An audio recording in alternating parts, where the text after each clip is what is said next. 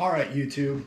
It's January 2024, and in my neck of the woods, we're getting single-digit temperatures at night, and a lot of people call this time of year about what to do if their diesel has gelled up.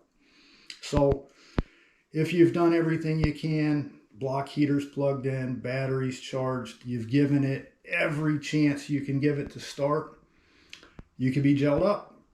And if you are, I want to tell you what to do. The first thing, you should be using a product like this. It doesn't have to be this brand. It could be Howell's or whatever they sell at the truck stop. But if you're below 30 degrees, you should be running some kind of supplement as far as I'm concerned. This information might vary a little bit depending on your fuel supplier.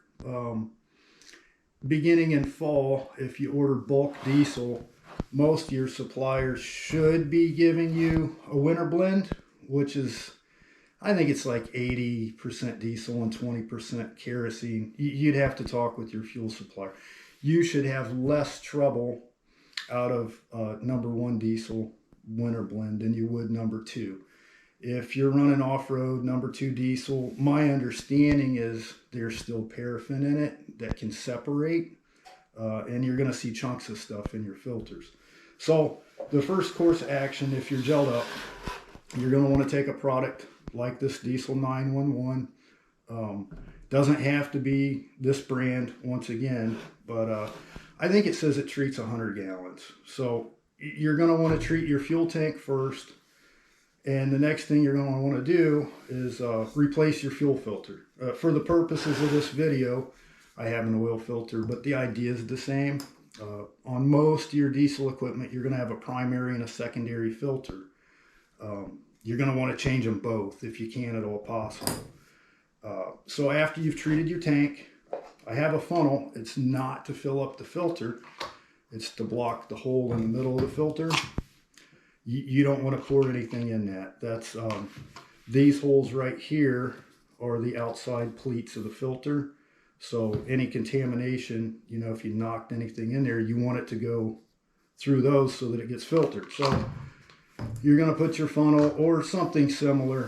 I know it makes it a little bit harder to do, but you're going to want to fill this halfway up with your Diesel 911 product and halfway with diesel. Same sort of thing applies if you're running a cartridge filter. You're going to want to change it.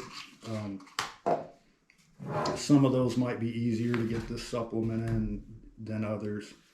But beyond that, you're going to need to check your manufacturer's specifications on bleeding the fuel system since you've had it opened up. Older diesels will have a hand pump that you can prime the system with. Some of the newer ones are going to be electric fuel pump, so the minute you turn the key on, it's moving fuel. There will be some stuff, I think maybe like the later model Detroits are going to have to go on like a Davco style bleeder, or some of that stuff you could even build. But either way, check your manufacturer's specifications on bleeding the system. I guess that's about it. I hope it helps somebody out. Thank you.